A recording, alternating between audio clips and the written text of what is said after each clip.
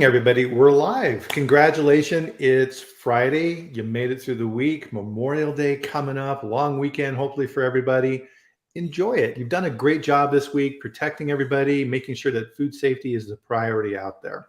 So, first off, welcome everybody. This, of course, is the Food Safety Chat Live, and we do this every Friday at this time, 8 a.m. Mountain Time, 10 a.m. Eastern, and we have a conversation around food safety. If you're new to the chat, every week, my name is Bryan Armentrout. I'm with the Food Leadership Group, and I bring an expert in food safety onto the chat, and we have a discussion. And this week, I'm very happy to have my friend Shawn Stevens on. How are you doing today, Shawn? I am fabulous, Bryan. Happy Friday. So, of course, if you don't know Shawn, my first thing is, what cave have you been living in? Shawn is one of the leading food safety lawyers out there. He's at conferences, he's speaking everywhere you go. Shawn is there getting the message out there, and we really appreciate what you're doing, Shawn. Thank you very much. And we appreciate you. Oh, I'm sorry. Talking over you. But one of the things that you'll know, if you'll note here, if you're new to the chat, is that this is not a lecture. This is not us reading through PowerPoint slides and telling you exactly what you think. This is meant to be a discussion, and it's meant to help open doors and give access, I think is the best word for it, access to experts in the field, and ask them questions and things that have been on your mind. And one of the traditions that we have here on the chat is, and you see people filing in here and giving their good mornings, which is amazing. So Cara, Campbell, Jill, Frank, good morning, everybody. Let us know where in the world you're at. I am in beautiful Loveland, Colorado, where we've had a very wet May so far. Everything is greening up beautifully, and it's going to be a wonderful weekend here. Where are you at, Shawn? Today, I am in just north of Milwaukee in a small town called Random Lake. Random Lake. One of the things I've always wanted to do in that area, and I haven't had a chance to do, is I want to get to Racine and then go visit the Johnson & Johnson, the Frank Lloyd Wright. I'm a huge Frank Lloyd Wright fan, and I'd love to see that building. If you get a chance, I would, in addition to that, try to visit House on the Rock, which is just southwest of Madison. Yeah, all these little gems that are hidden out there. Taliesin, just amazing. When I lived in Pennsylvania, we got to go see Falling Water by Pittsburgh. If you've never been to Falling Water, it's like it's everything you would expect. It's fabulous, super fabulous, man. So evidently, Shawn, everybody saw that you were coming, so we got a full house here. This is amazing. So Ryan, Claire, Nancy, good morning. Austin, of course, here in Denver, and good evening from. I can't say that first name, so I'm not going to try. Kerala. I wonder where that is. Let us know in the chat. That's amazing. Very cool. Glad you're here. So one of the things that we do on the chat is we pick a topic and we talk about it. But before we get going, is everybody please join us for a sip of your favorite beverage. Cheers. Cheers. Wonderful. Wonderful, wonderful. So let's dive in. So one of the things, Shawn, that's really hard in what we do in food safety and quality assurance and manufacturing of food overall is trying to read the tea leaves. Because a lot of times what FDA or USDA are up to, we don't know. Because a lot of times you will go to a public presentation by FDA and they have their pre-approved slides and they read through the information and you're like, okay. And then you get up to ask a question and they just kind of regurgitate what they can never go off script. So a lot of times you're really stuck on what it is that they're actually thinking, because they're people just like us and there's things going on behind the scenes that we don't see. And it can be kind of frustrating. So kind of what we wanted to dive in here today is you're super dialed into all of this information, and what are some of the tea leaves? What are some of the things out there, Shawn, that you're seeing? Yeah, it's a great question, Bryan. I'm not sure the agency knows what it's thinking in any given day, or if we look at the different parts of each of the agencies, what they might be thinking at any given time, or even at an individual basis, or even amongst the different districts across the United States. I think where I often describe since Jack in the Box, we're kind of riding this wave, which I describe as the food safety revolution. And there's a lot of really smart people, both in industry and on the regulatory side, who have a lot of really great ideas. But there's, and we chatted a little bit about this, but there is almost in some ways an absence of coordination within the agency itself because of structural issues and how it's organized. So I think there's a lot of different individuals within FDA and even USDA, but I would think more so on the FDA side, who have ideas on how to make food safety better.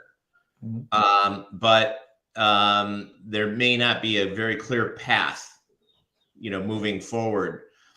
So some of the things, we're starting to see is, and I think it'll get cleaned up over time and it'll kind of get fixed, and the regulators, just like science is trying to keep up with food safety and some of the things we're trying to do, I think the regulators are trying to keep up, and so is industry. But, some of the things we see that are a little bit, I don't know if alarming is the right word, but extremely interesting is, FDA's approach to pathogen control and this distinction that exists, or I guess challenge that exists between the agency's desires, which is to eliminate any persistence within food facilities. And if there is a pathogen that persists within a food facility, that by definition, in the agency's words, would mean that the sanitation program of the facility is completely ineffective, when it may be. But we have legacy facilities where it is virtually, if not actually, impossible to eliminate legacy strains, whether it's, the pathogens exist literally in the concrete on the floor and slowly wick out over time, or inside the walls, or in other places which they cannot be eliminated.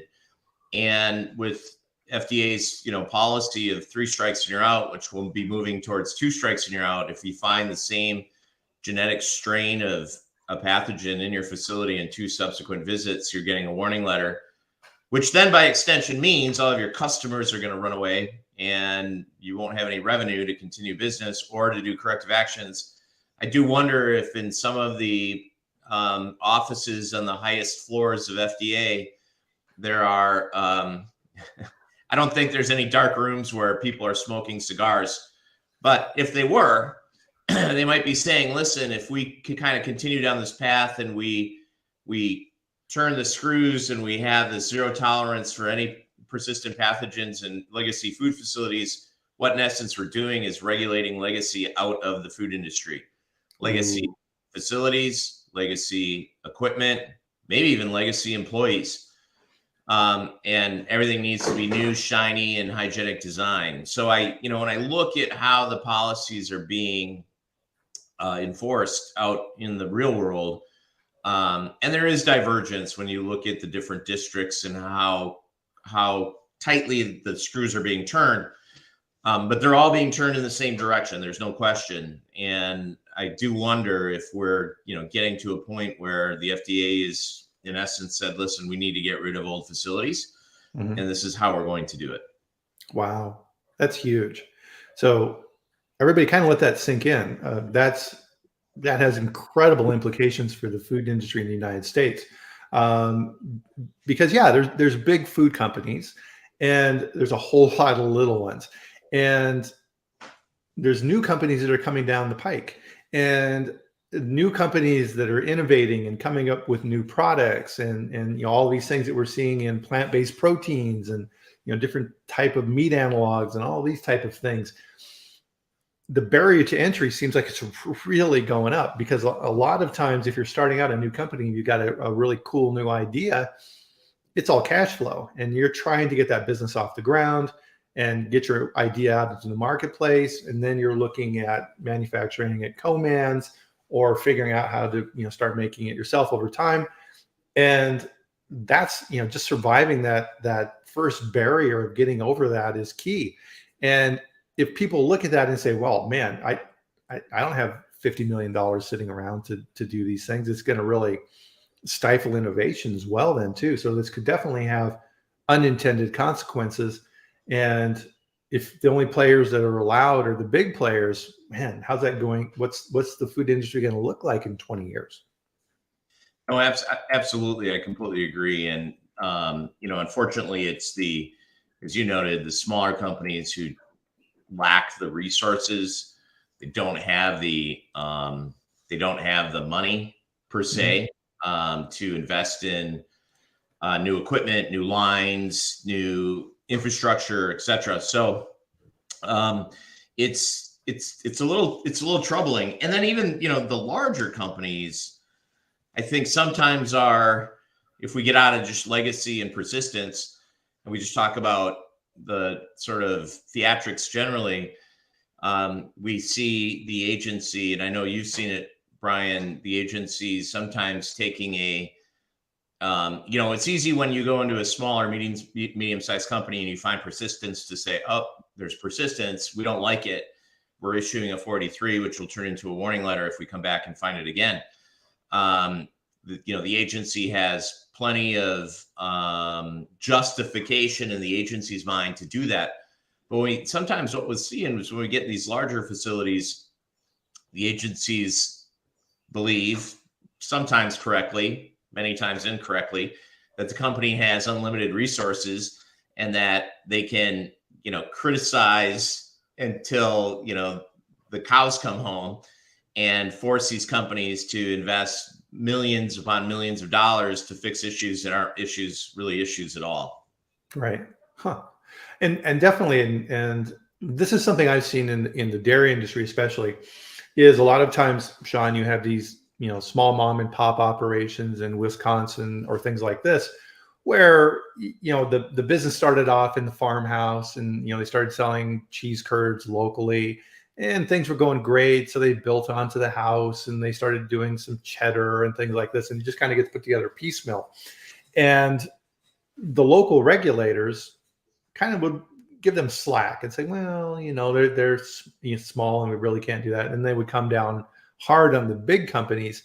So really what it sounds like is that grace period and that kind of, hey guys, can you fix this thing type approach towards smaller companies, they're almost acting like they need to be big companies now. And to your point, they don't have the expertise, they don't have the resources, they don't have the ability, right? So your only other choice at that point in time is just like, well, I guess we shut our doors. Yeah, it's so true. And there's sort of an extension here that I don't want to go down an alley, but I am like a monkey following a shiny, coin. But I think about all of the impediments to entering this industry. And if you and I, well, we might be an exception, but let's just say you and I had an idea and we're like, you know what? We've got this awesome product. It's yet another substitute for spaghetti noodles. And we think we can do it, right? So we decide, all right, where are we going to buy a facility? How are we going to furnish it? What type of fixtures and equipment are we going to purchase? And we open up the regulatory book, and unfortunately, it's not a book; it's 14,000 volumes of books, right? Between just food safety plans extending all the way to labeling. And then if we misstep even the slightest, the plaintiff lawyers are ready to jump on us and file class action lawsuits because we didn't have an asterisk next to our 0 grams of sugar on the front of the label, if we could even figure out that putting 0 grams of sugar on the front of the label is okay. And we're underwater already, right? So I think there are so many, and they were just layering regulations and rules on top of regulations and rules. And now when you begin even to look at the new traceability requirements coming down the pipe, this is going to become a very, very hard industry to break into, let alone once you're in it, staying in it. And I love the opportunity to visit different locations throughout the world and give talks to food safety professionals. And one of the things I usually start out with now is we are living in one of the most dangerous professions in the world. And not to diminish the incredible work that police officers and firefighters and our military does, but food safety professionals is right up there, right? We take a lot of bullets. We do need to wear armor when we go into the office, and it's a tough job. It's one of the few professions where there is no such thing as a true vacation because of all of the challenges and issues that we're constantly dealing with. It's hard. And once we do break in and we get in, a company that is viable, I think, I would like to see in the future, and I saw it for a bit, but after COVID, things changed. Prior to COVID, the agency, and I was skeptical at first, FDA with, FSMA and the rollout was saying, listen, we're going to educate before we regulate. And I kind of snickered and laughed. It's like, whatever. You're regulators, right? You're here to kill us. I'm not going to turn my back because you might stab me. But they actually, the agency, I was very impressed, stuck to its word. And I did see a lot of education going on. And then COVID hit and the agency disappeared for 2 years. And when they came back out, they had an axe to grind. I don't know why, but in all the inspections I've been seeing more recently, the agency is no longer educating. They're definitely regulating, and they've been very aggressive. And it's a little sad to me because I think we can accomplish a lot more if industry, who in 90% of the cases really truly wants to do the right thing. Yeah. And we can accomplish a lot more, I think, if we're working together rather than the agency pulling out the largest and longest and heaviest bat in its arsenal and just beating the food company, in the middle of the street in pick a city. And it's not necessarily fair in all cases. So I'd like to see the agency move more closely back towards where we were, which is we're collaborative, we're working together, we're educating, and we're trying to lift each other up as opposed to beat each other down. Yeah, that's true. And it's recently on the chat. So GFSI at their conference was rolling out this new program they're looking at of providing information and documentation and methodologies for helping small food companies. Because a lot of times, Shawn, if you're not in this space, you don't know, right? And you don't know what you don't know. You don't come into it. In your example, this alternative noodle type product, you don't know food safety. You don't know all these type of requirements and gigantic books full of regulations and things like this. It's a daunting task for sure. And kind of as we were talking about as well, as we were prepping for the chat, it's just not FDA, right? USDA has been doing some activities around declaring of adulterants as well. So let's kind of talk about that one a little bit. Yeah, before we do, just as a side note, I'm going down now. I came out of the last alley. I'm going to go across the street to the next alley. A really good example, and it actually warmed my heart. So a couple of weeks ago, oh boy, maybe it's 2 months ago, I received a call from Bill Marler. And,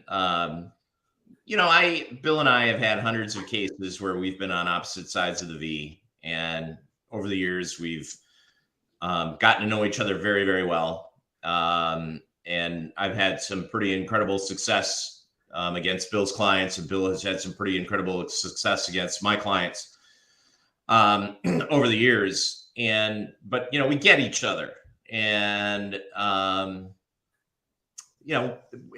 guess one of the messages I often send out is, if you listen to what Marler says, and if you listen to what I say, we use different words, but we're really saying the same thing. We're both very strong food safety advocates, and we care deeply about food safety and helping make the world a better place. We have our own ways of doing it, of course, but I think it's a very, very true statement. So I get a call from Bill, and Bill says, "Hey, Shawn, I'm wondering if you could help me out." So I asked, what can I do, Bill, to help you? And his daughter happens to be good friends with, and I won't name the company name, but good friends with a a woman, very successful, or I would say early success, who was manufacturing a salsa product, I believe in New Jersey.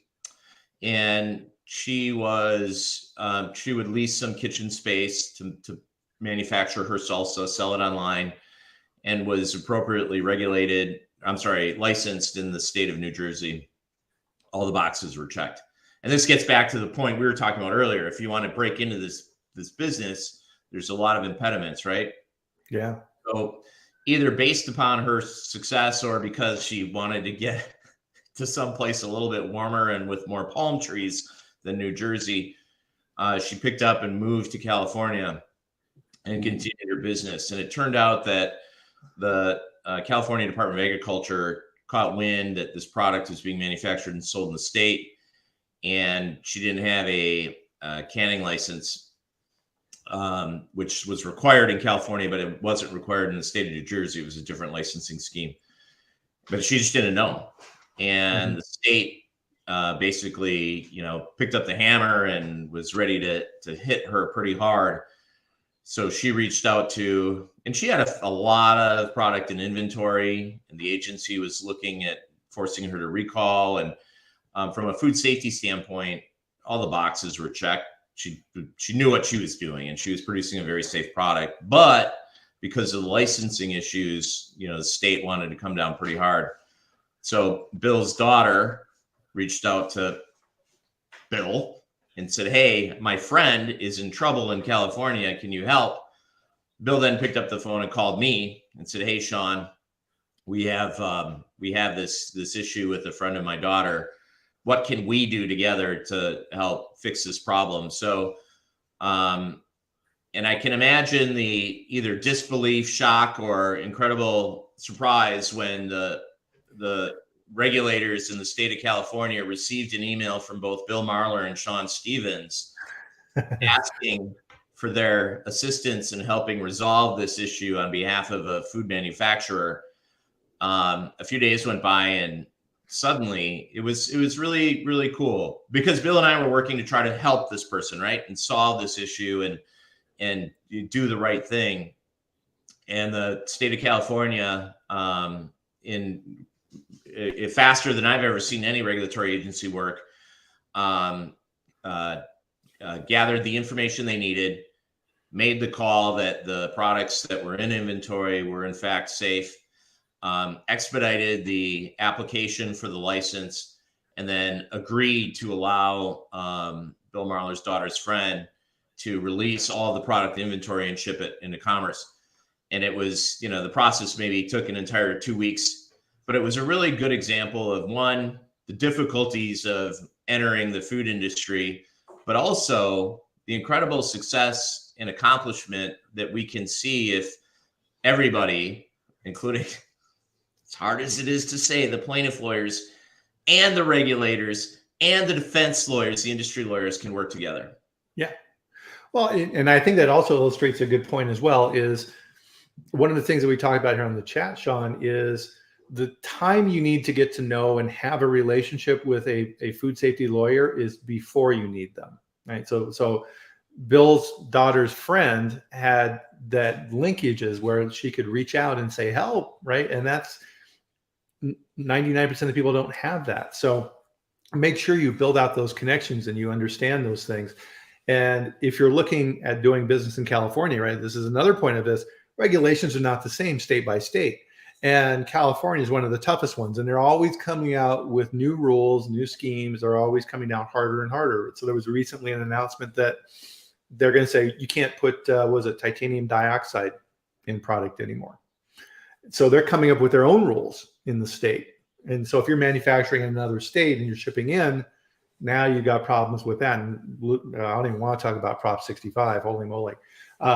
So all these types of is the California Plaintiff Lawyers Unemployment Act. How I describe it. Last weekend, I had the honor to be in Malibu for who I hope becomes our daughter-in-law, whose name is Hope. and she graduated with her master's degree from Pepperdine. And so had the pleasure of being out there in the great, well, the state of California.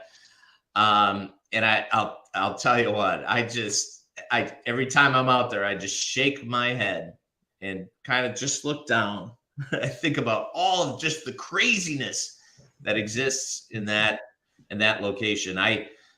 Prop 65, you walk through Disneyland and there's signs nailed into the trees, the trees that say this entertainment park can expose you to chemicals known by the state of California to cause cancer, reproductive harm. Yeah. The poor tree, let me just say, okay? Well, yeah, you're staying at the hotel and they have the signs plastered up in the breakfast area by the microwave and everything else. And you're just like, ugh. Or the jet bridge on the way to the airplane. What in the world am I supposed to do in the middle of the jet bridge, surrounded by 250 other people who are trying to get on the airplane? And thanks for the sign. You just made my life depressing. Now what they need is a sign for the sign that says the sign that's posted by this sign may have chemicals on the sign that may cause, where does it end? Right. Any event. Not so bad. It is a beautiful state. And on the PCH going back from Malibu to the airport, did stop at In-N-Out Burger. Incredible product, amazing. They are a client. And as we're driving down the PCH, dolphins, full-fledged, 100%, jumping out of the water. Wow. Pods. It was beautiful. It's gorgeous. Yeah, kind of my personal take on California is nice place to visit. Glad I don't live there. Beautiful from afar, maybe not so much super, super, super up close. Yeah, absolutely. So let's circle back to my question around USDA, because you and I had a really interesting conversation as we were prepping for this. So Salmonella as an adulterant in breaded raw chicken products. Any thoughts around that? Yeah, I was shocked and surprised to see the announcement, or hear the announcement. I guess it was last December at a conference from USDA at a town hall I was moderating. But for 15 years, Bryan, I've been, in the articles that I've written, I've been predicting that the day is coming when Salmonella is declared to be an adulterant in poultry products. And we just took a very large step in that direction. If we sit back and we try to predict what does the future hold for us and what is going to happen, the one thing that is certain is the agencies will not become smaller; they will become bigger. Mm-hmm. The rules will not be deleted; they'll be expanded. And if we're looking for think about like a ravine filling up with water. That's the agency. And the water gets deeper and deeper and deeper and heavier and heavier and heavier. And eventually it breaches the top of the valley and it flows out. And that's the agency. And these are these rules. So where is the point of least resistance when we think about the new rule that the agency wants to make? Because their whole purpose is to make rules and then enforce them, right? So there's always going to be new rules coming. And if the agency cannot sit there for 3 years and not have a new rule, they just can't. Because everybody's gonna be like, what are you doing? We're gonna cut your budget. You don't need as many people. You can't just sit around, twiddle your thumbs and watch March Madness. You have to be doing something, right? So the agency is saying to itself, what can we do? So where is the path of least resistance?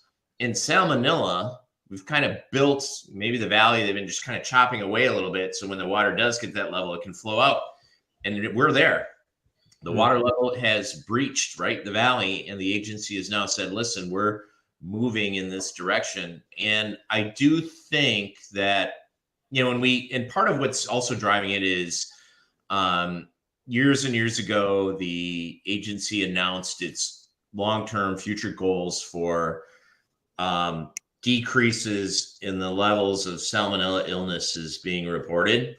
Yeah. And the presumption here is that a large amount of the Salmonella illnesses, and I'll tell you they're right because I watched my son cook poultry in the kitchen and I know there's salmonella all over everything, is because we're as consumers, it's easy to contaminate the environment and then get sick, right? When you're handling these types of products. John Hopkins a number of years ago did a study where they brought in just regular families into a test kitchen and had them prepare poultry products, and the results were shocking.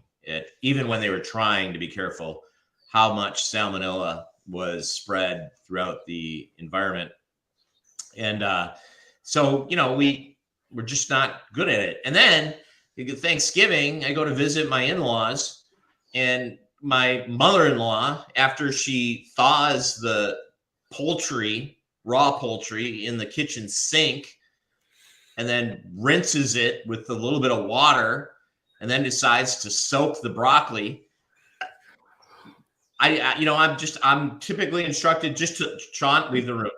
Just leave the room. Okay. And I just shut it off. I got to shut it off. And in this business, it's tough. We have to try very hard not to become insane and ruin our lives. And I frankly haven't eaten for 15 years. I just drink now. But it's so when we, think about USDA not seeing any decrease in the levels of salmonella illnesses annually, the agency is now saying to itself, we need to do more. And the more is we're going to begin to declare these breaded chicken products to be adulterants or adulterated if they are contaminated with salmonella. And I guess I'm kind of on the fence. On the one hand, the rational, logical, scientific side of me is saying, and that's a political scientist, not a food safety scientist, but I've been doing this for a long time. So maybe I can get an honorary degree at some point. But it's telling me that what the heck are we doing? We're talking about poultry. We're talking about a pathogen that, is typically understood to be inherent in these types of products. It's extremely difficult once it is introduced to eliminate.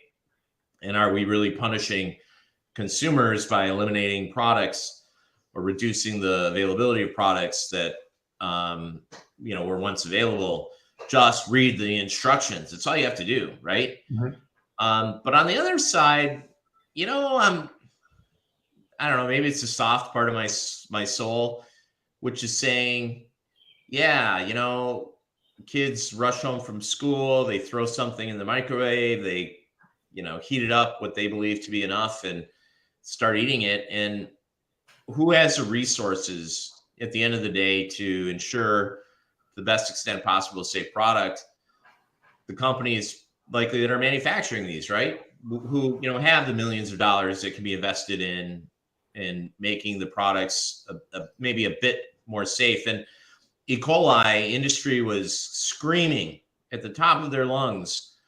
Our hair was on fire, and we had pitchforks and large signs, and we were, about ready to crash down on USDA, saying, "What in the world are you doing, declaring 015787 to be an adulterant and raw ground beef?"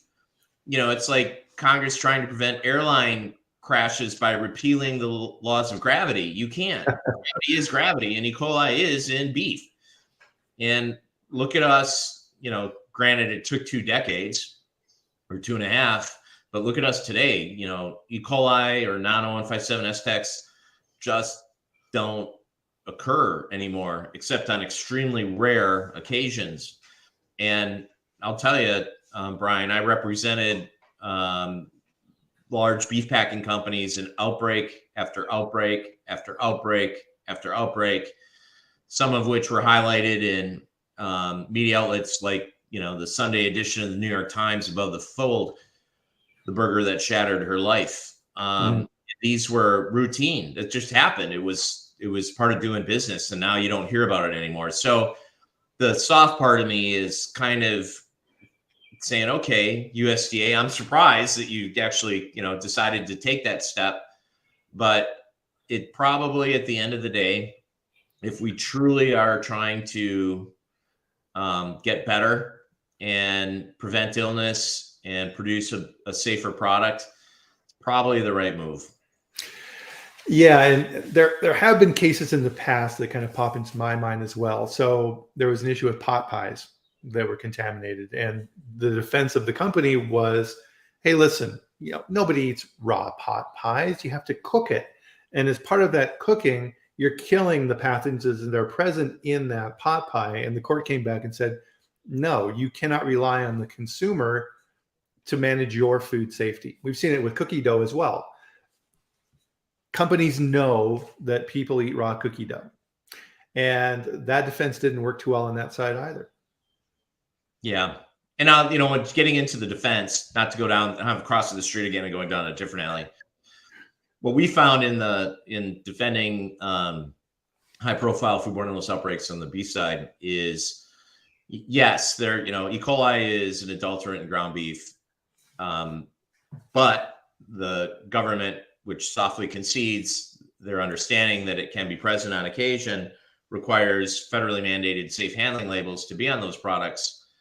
When we have a plaintiff who, let's say they, young college student, grew up working in the food industry, went through food safety training, understands, the risk posed by pathogens, had a duty to produce food that wouldn't make other people sick, and they decided they wanted a medium hamburger on Memorial Day, which I strongly discourage this coming weekend. But they do it, and they maybe spend 2 or 3 days in the hospital, and they're fine. That's a really easy case for me to go after the plaintiff and say, listen, you knew better, right?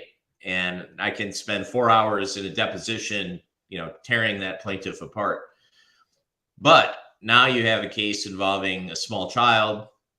He or she was served a hamburger at a picnic or by his or her mother or father and became really sick and spent, instead of 3 days, 3 weeks in the hospital with long-term persistent HUS, kidney failure, and will need a number of kidney transplants throughout their life, and maybe even had sepsis or other issues that it's really tragic story.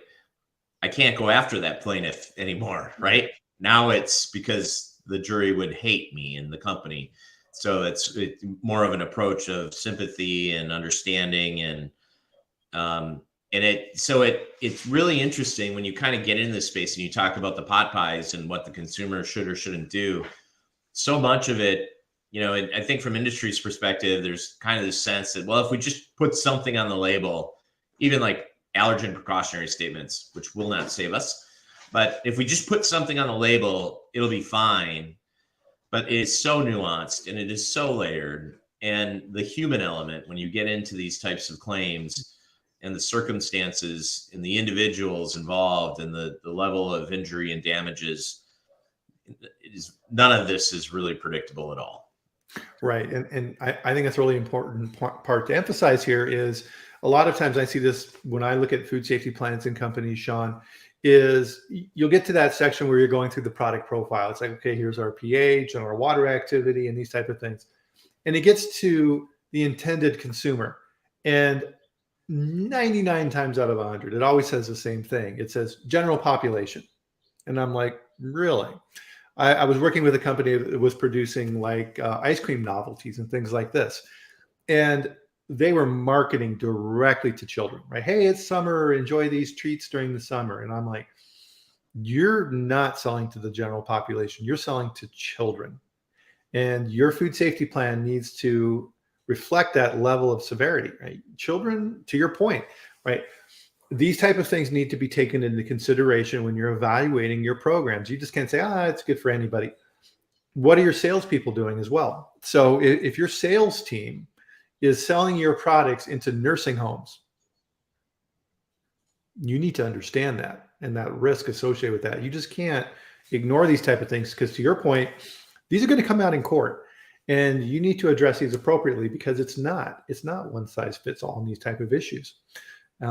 So I think that's a really important point to emphasize there so that everybody understands that, because you just can't, and we hear this time and time again, you just can't write this process and this documentation and your control steps and these type of things and then forget about it. You have to continually update these things and understand your risk.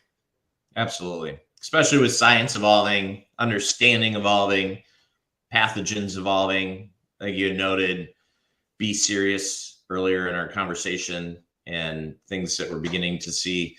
We're just, we need to stay ahead as food professionals of new and emerging risks that are going to sneak up on us. And then I saw, I think I read something, maybe I might have been talking to Art Lang out of CDC, but there was a study coming out of South Africa where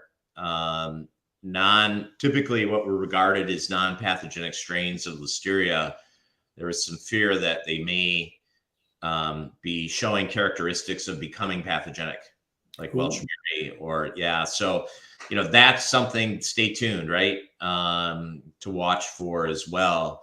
And in our lifetimes, we're going to see most likely new pathogens we've maybe never heard before, and we'll have to spend a little bit of time before we get on the webinar learning how to pronounce them correctly, or things that become, show up on the radar screen, which never had been on the radar screen before.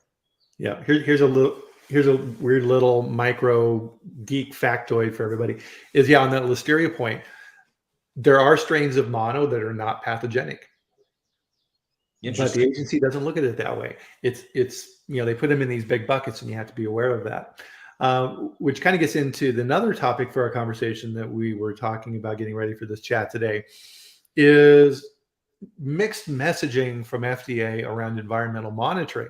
And kind of the phrase I came up with here, which I think I'm going to keep, I might trademark this, is essentially what we're hearing from the FDA is you need to have an aggressive environmental monitoring program, and you need to find those bacteria in your plant. And then on the other hand, they say, you better not find it, because if we do, we're going to hit you with the hammer, to your point earlier, right? Yeah. And, it's for decades, this problem has existed within companies, which is how hard should we be looking? And if we look really, really hard, we're probably if anything is there, we're going to find it, right? Yeah. And once we know about it, are we then going to be skewered with it on the grill on Memorial Day?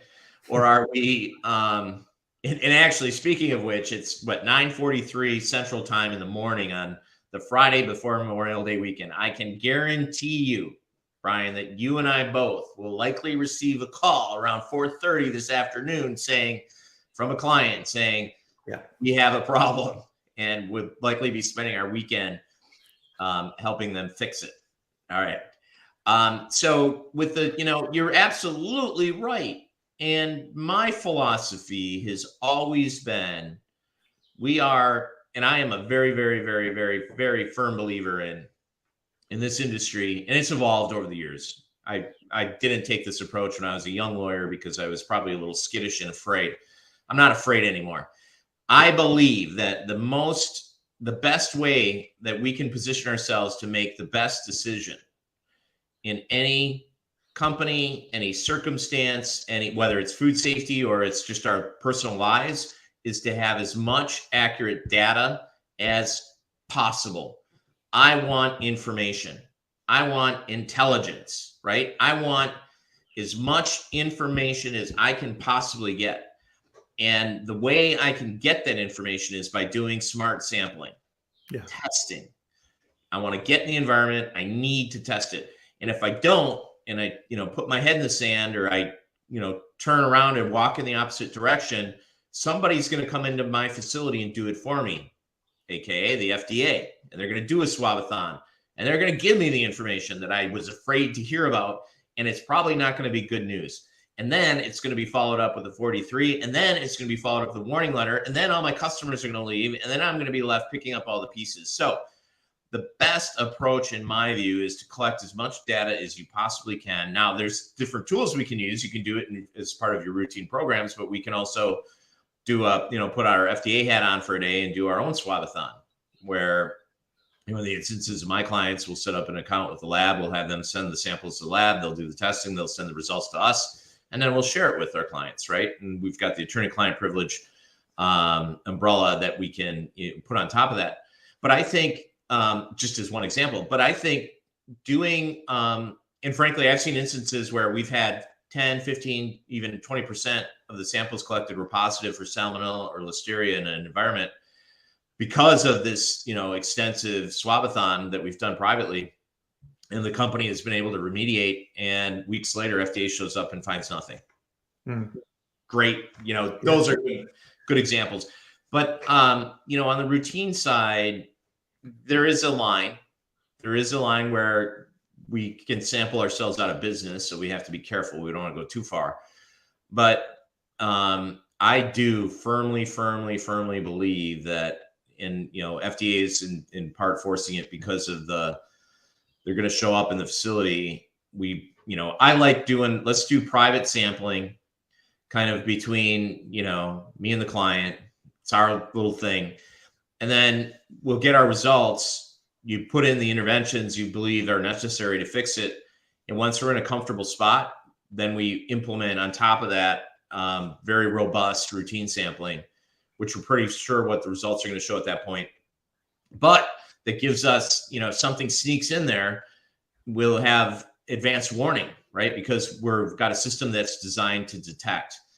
But I agree. I mean, too often I think companies, and the other, I guess, piece of advice that, we always share is know what your response is or your reaction is going to be if you get negative or bad results, adverse results. So I think too often companies kind of run a little too fast into, really aggressive sampling, and they haven't prepared themselves for, what happens if the results are very adverse, or, we've got high percentages of positives, and that gets you in a spot where you're kind of like, oh, I ran a little too far. I'm in the quicksand now and I can't get out. Right. Yeah. So you have to be smart about it. But I do agree that this is another example of, and then I would layer on WGS, whole genome sequencing, where I've seen FDA use a company's whole genome sequencing results against the company when they've been made public or when they've been published to the agency, to establish that a company has a continuing persistence issue when the company is actually using WGS to show that they don't. Yeah. And it's really disturbing because there are these tools that are now available to help companies solve food safety issues. And if the agency is going to be continuing, and I get it, it's like herding cats. There's lots of different districts and lots of different people and lots of different district managers, and they all have their own sort of idea of what is right and what is wrong. But the agency really needs to get on top of this and adopt a policy and then enforce it where we embrace and we reward companies that use WGS. We don't use it against them. Right. Well, and I was very surprised recently, Shawn, to see in a warning letter that FDA was actually recommending that the company start whole genome sequencing. And that was the first time I'd ever seen that. I was like, whoa. Well, it's almost like, how did you get to the warning letter? Well, FDA came in and took samples and used WGS to show you had persistence. And now it's almost like the agency saying, and in how this works out is the agency says, well, do WGS, and it'll be like we're in your facility 24/7 and we're doing the sampling, and every time we get a positive, we're going to do WGS, and we're going to hit you on top of the head with another warning letter, or we're going to, hail you into our offices and scream at you because you haven't gotten rid of the strain yet. And it's really unfortunate. And what the agency should be doing, well, first of all right, so I'm just going to say the agency's zero tolerance policy for Listeria in food facilities, I think is very unfortunate. There is a much stronger word I wanted to use, but I won't. It's very unfortunate. And where the agency is, in some cases, holding food companies to a standard which is impossible to meet. I can put, let's see here. I could probably dig one out. Sure enough, look at this. I've got a yellow paper clip here. And I can, on this yellow paper clip, actually I'll use the metal one, right? It's easier to sanitize and clean. I can put 250,000 cells on the tip of this paper clip. Mm-hmm. And if I sneeze, right, it's going to be all over the TV and in the next room. Yep, absolutely. So, are these companies, and that's what gets us back to where we started the conversation, Bryan, which is I wonder if the agency is really regulating legacy facilities and equipment out of existence, which is the real goal. As opposed I think reading the tea leaves, I think you're right. So let's see. So earlier this week, Shawn, I put out a poll on LinkedIn to see for food companies who is actually using whole genome sequencing as part of their environmental monitoring. So 73 people voted. 15% said that they do. That's surprising. I'm very surprised that number's that high. 78% said they don't, and another 7% said I don't even know what that is. Wow. Yeah. We have a lot of clients who use ribotyping, which works, I think, pretty well. The problem with WGS, that the concern I have is if you're partnering with a entity that, let's say, a university that does it and will share the results with on Genome Tracker and the public health databases, or even if you're given the information regarding the specific strain and you see that perhaps what was cultured from your environment matches a clinical isolate historically that has been out there, that raises a whole slew of issues with respect to what should the company be doing in response, if anything. And I can tell you, if Bluebell was doing WGS on its intermittent positive Listeria findings, and it saw that what was cultured from its facility or its finished product had matched 9 clinical isolates over the last 5 years, one might ask, should Bluebell have done something with that information or reached out to the regulators or told somebody about it? And those are some really squirrely, and now a company that's, under criminal prosecution regardless, raises some really kind of squirrely issues. So I am a fan of using these typing technologies, but if it gets to this sort of awareness of, okay, what do we do if the results are X, that we need to have a conversation in advance to prepare ourselves and say, okay, if we find the following, this is what our response is going to be. Yep, absolutely. And that's something that I teach my clients all the time. My wife is home. That's Noodle in the background. So writing procedures is great, but we tend to focus just on how to do things correctly, right? Step 1, step 2, step 3. What do you do if something doesn't go right? What do you do if you find something in your environment? What do you do if the truck shows up at your dock doors and doesn't have seals on the back? You need to identify those as well. And I think that's a really important point here to emphasize with everybody, is you need to understand that so you can react appropriately. Because if you leave it to that particular moment, there's going to be other stresses and pressures in that moment that are going to influence your decision, and probably in not the right direction. So you need to definitely be aware of those. And so that training piece is really important, which kind of leads into the next point that we were talking about as well, is we've been talking a whole lot about training on our side of improving and growing and evolving and looking at these new technologies. What about on the FDA side? What about training for the actual investigators that are going in the plants and making these determinations? Are they being trained properly? Yeah. So real quick, just to follow up on what the point you had just made regarding decision-making and not allowing bad things to happen. The advice I usually give is when you have a tough decision to make, the seal wasn't on the truck, ask yourself, what would 12 jurors think? And you'll always get to the right decision. The second point is, I remember Frank Giannis telling a story about when he left Disney and he went to Walmart, and he said, listen, we moved into our new house in Bentonville and literally everything was still in the boxes. It's my first day on the job. And I learned about a quality issue with respect to a certain product, quality/food safety. Risk was low, but it was going to cost the company something like $13 million. And my first day on the job, I had to call the CEO and say, this product needs to come off the shelves and be recalled. I told my wife, don't unpack the bags. But the point is, it was a very, very difficult decision, but the answer was clear. And he did it, right? So, okay, so we roll over into from training of industry into training of the regulators. You know, Bryan, you and I think share the same. We have the same view on this, which is it's really scary when we begin to look at who the regulators currently are. There are folks who probably have as much or more gray hair. That's not gray, it's silver hair, by the way. Silver, never gray. It's silver hair, right. Sparkly, shiny silver hair than we do. And they've kind of learned over the years, you know, what really is an issue and what isn't. And they've been very pleasant to work with, and they've done an incredible job of ensuring that the food products that are being produced remain safe.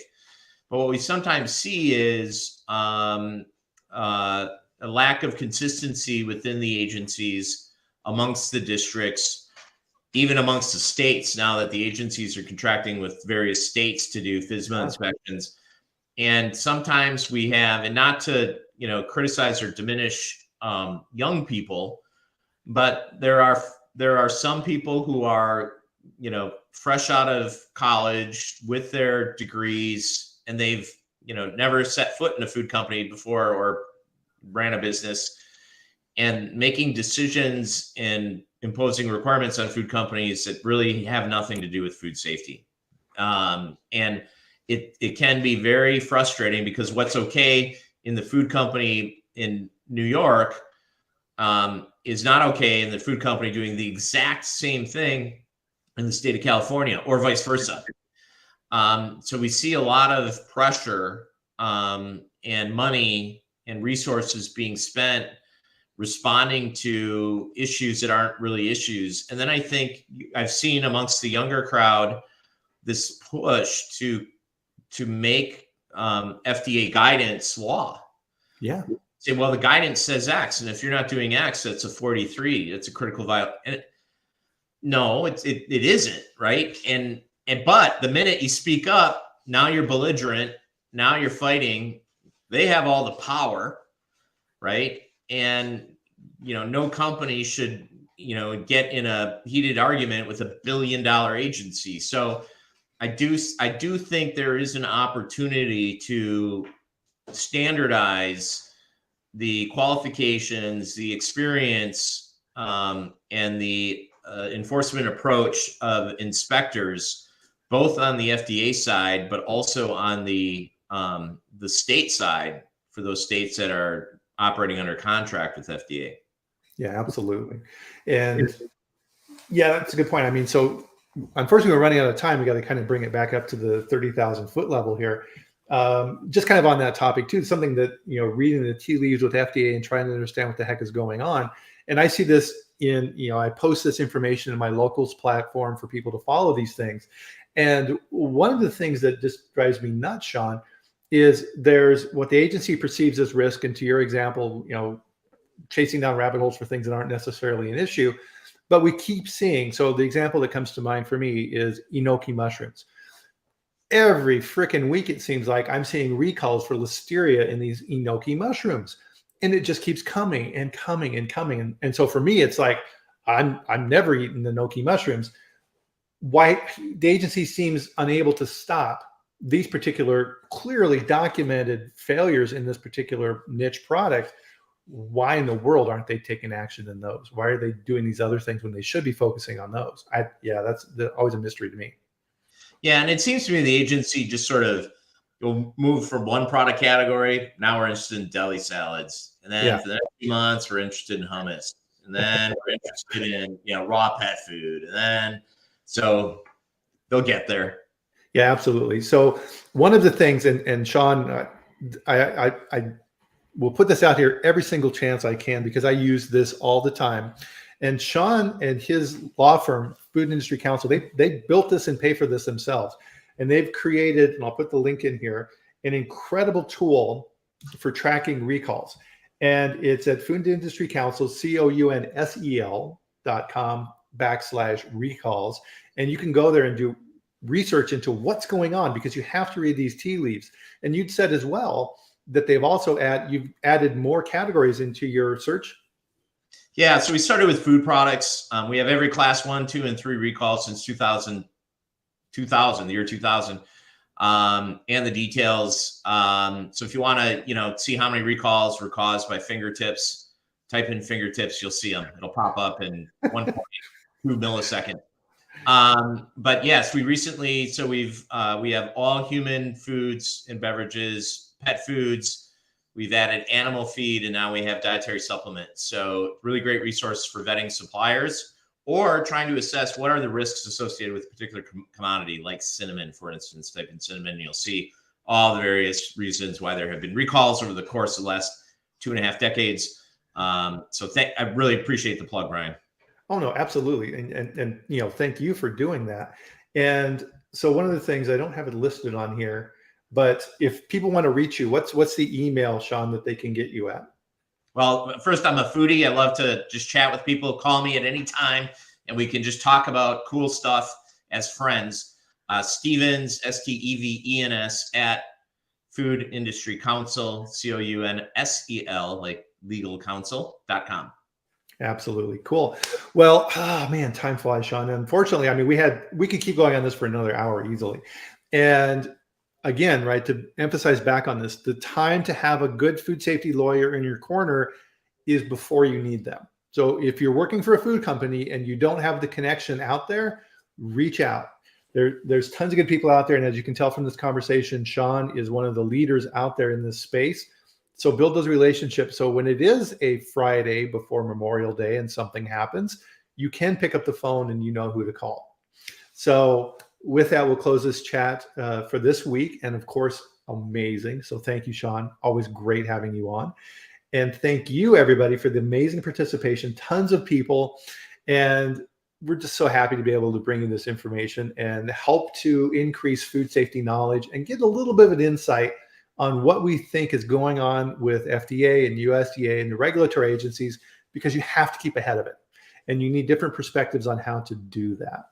So with that, we'll bring the chat to a close for this week. And of course, we'll be back here next Friday on LinkedIn, YouTube, and Twitter at the same time. So 8 a.m. Mountain Time, 10 a.m. Eastern, or wherever you may be in the world, Iran or all these other amazing countries around there. And join us for that next chat. So Shawn, always excellent having you on. Thanks, my friend. Enjoy your weekend. Everybody else, have fun out there. Thanks again for joining us, and we'll see you next week. Have a good one. Thanks, Bryan.